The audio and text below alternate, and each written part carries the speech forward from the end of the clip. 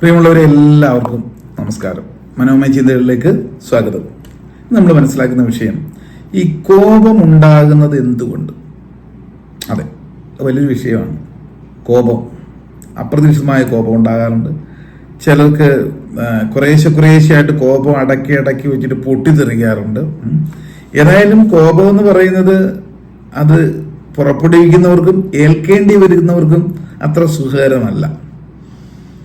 എന്നാൽ ആ കോപത്തെ പോലും വളരെ റിലാക്സ് ആയിട്ട് കോപിക്കാനും പറ്റും. ഇതില്ലെങ്കിൽ മാനസികമായിട്ട് ഒരുപാട് സമ്മർദ്ദങ്ങളും പ്രശ്നങ്ങളും ഒക്കെ ഉണ്ടാകും എന്നുള്ളതാണ്. എന്തുകൊണ്ടാണ് കോപം ഉണ്ടാകുന്നത്? സിമ്പിളായിട്ട് പറഞ്ഞാൽ കോപം വരുന്നത് കൊണ്ട്. അപ്പൊ കോപം വരാനുള്ള മനഃശാസ്ത്രം എന്താണ്?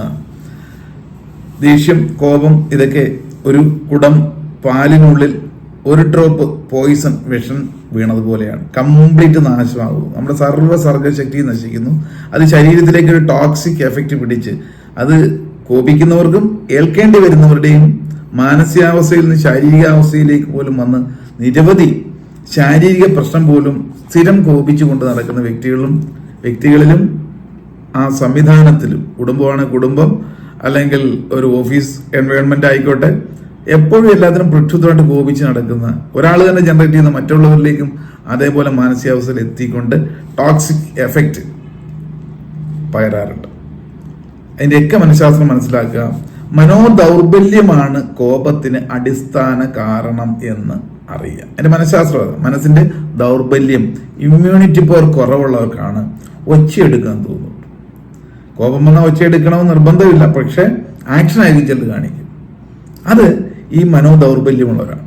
അതിനുള്ള കാരണം ഒന്നാണ്, ഒന്നുമില്ലെങ്കിൽ അവർ വിചാരിക്കുന്നത് പോലെ കാര്യങ്ങൾ നടക്കുന്നില്ല.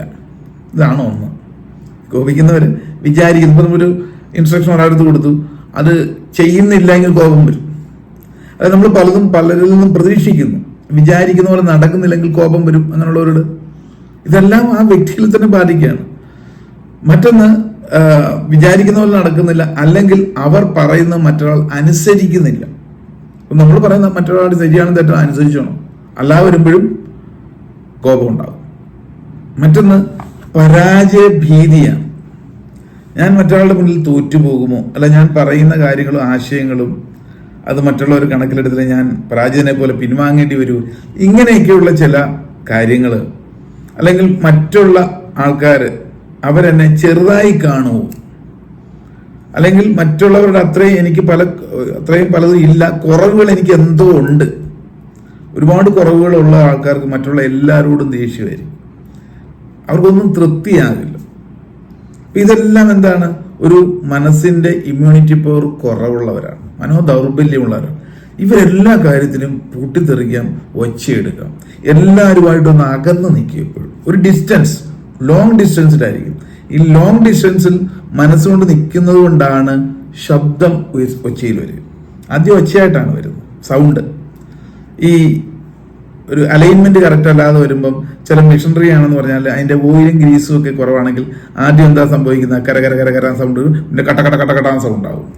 അപ്പൊ വ്യക്തിബന്ധങ്ങൾ തമ്മിലുള്ള ഇടയ്ക്കുള്ള കെമിസ്ട്രി വർക്കൗട്ട് ആകാതെ വരുമ്പോൾ മനസ്സുകൊണ്ട് ആത്മാക്കൾ തമ്മിൽ അകന്നിരുന്ന് കഴിയുമ്പോഴാണ് ഒച്ചയെടുക്കുക.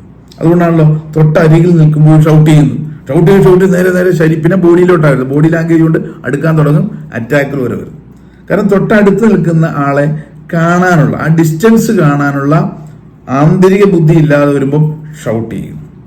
മറ്റൊരു മനഃശാസ്ത്രം, ഈ ഒച്ച എടുത്തു കഴിഞ്ഞാൽ മറ്റൊരാളെ കീഴ്പ്പെടുത്താം എന്ന ഒരു ധാരണയുണ്ട്. ഈ അധികം ഒച്ചയെടുക്കാത്തവര് മനോദൗർബല്യം ഉള്ളവരാണെന്ന് വിചാരിക്കരുത്. നല്ല മനസ്സിന് ശക്തിയുള്ളവർ തന്നെയായിരിക്കും. അവർക്ക് കൂടുതൽ ക്ഷമ, ആ മനഃശക്തി ഉള്ളതുകൊണ്ടാണ് അവർ ആ സാഹചര്യത്തിൽ ബുദ്ധിപൂർവ്വം പ്രതികരിക്കാത്തത്. അപ്പോൾ ഒച്ചയെടുക്കുന്നവർ വിചാരിക്കുക, കോപം കൂടുതൽ കാണിക്കുന്നവർ വിചാരിക്കുക എന്നിലെന്തോ കുഴപ്പമുണ്ട്. നമ്മുടെ ഓപ്പോസിറ്റ് നിൽക്കുന്ന ആളെക്കാട്ടിലും അവർ മൗനിയാണെങ്കിൽ അവരെക്കാട്ടിലും ദുർബലതയുള്ള ആളാണ് ഞാൻ എന്ന് കോപിക്കുന്നവർ ആദ്യം തിരിച്ചറിയുക. ഇനി കോപം ഏൽക്കേണ്ടി വരുന്നവരോ, അവരും മനസ്സിൽ വർക്കൗട്ട് ചെയ്യുക, നമ്മുടെ അത്രയും ഇന്നർ മെച്യൂരിറ്റി ആ വ്യക്തിക്ക് ഇല്ലാത്തത് കൊണ്ടാണ് അവർ കോപിക്കുന്നതും ഒച്ചയെടുക്കുന്നതും അത്തരത്തിലുള്ള ബോഡി ലാംഗ്വേജ് കാണിക്കുന്നത്. അതുകൊണ്ട് ഉള്ളുകൊണ്ട് എന്ത് ചെയ്യണം? അവർക്ക് ഫോർഗീവ്നെസ് കൊടുക്കുക എന്നുള്ളതാണ്. മനസ്സുകൊണ്ട് ക്ഷമിക്കുക. കഷ്ടം, ഒരു ഹാൻഡിക്യാപ്പാണ്, വൈകല്യമുള്ള ആളാണ് മനസ്സുകൊണ്ട്, ക്ഷമിച്ചേക്കുക എന്ന് മനസ്സിൽ പറയുക. നേരിട്ട് പറയരുത് കേട്ടോ, അത് കോപത്തെ ഇരട്ടിപ്പിക്കും. അപ്പൊ ഉള്ളുകൊണ്ട് അവർക്ക് ക്ഷമ കൊടുക്കുക, എന്ത് കോപം ഏൽക്കേണ്ടി വരുന്നവർ. ഇത്തരത്തിലുള്ള ഒരു മാനസികാവസ്ഥ അല്ലെങ്കിൽ ഒരു കാര്യം കണ്ടറിഞ്ഞാണ് പോകുന്നതെങ്കിൽ കോപത്തെ സ്വയം നിയന്ത്രിക്കാനും അല്ലെങ്കിൽ കോപം ഏൽക്കേണ്ടി വരുന്നവർക്ക് അത് കണ്ടറിഞ്ഞ് നമ്മളിലേക്ക് അത് പിടിപ്പിക്കാതിരിക്കാനും സാധിക്കുന്നു എന്നുള്ളതാണ്. ശരിയല്ലേ?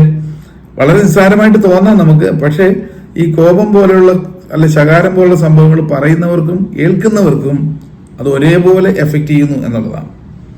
വളരെ ചെറിയൊരു കാര്യമായിരിക്കാം, പക്ഷെ അത് സ്ഥിരം അനുവർത്തിക്കുന്ന ഒരു സംവിധാനത്തിൽ ദൂരവ്യാപകമായിട്ട് നിരവധി പ്രത്യാഘാതങ്ങളാണ് ഭാവിയിൽ ഉണ്ടാകുന്നത്. കണ്ണിൽ ഒരു കരണ്ട് വീണു എന്ന് വിചാരിക്കുക. ചെറിയൊരു കരണ്ട് രാവിലെ വീണു, അത് എടുക്കാൻ പറ്റിയില്ലെങ്കിലോ?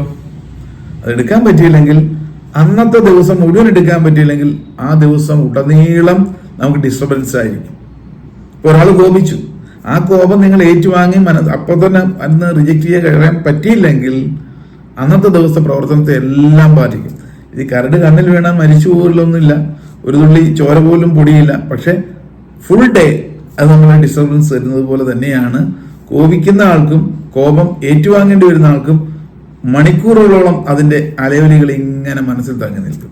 അത് ഒരു മനുഷ്യന്റെ പ്രൊഡക്ടിവിറ്റിയെ അല്ലെങ്കിൽ ജീവിതത്തെയൊക്കെ കണ്ടമാനം ബാധിക്കുന്നു എന്നുള്ളതാണ്.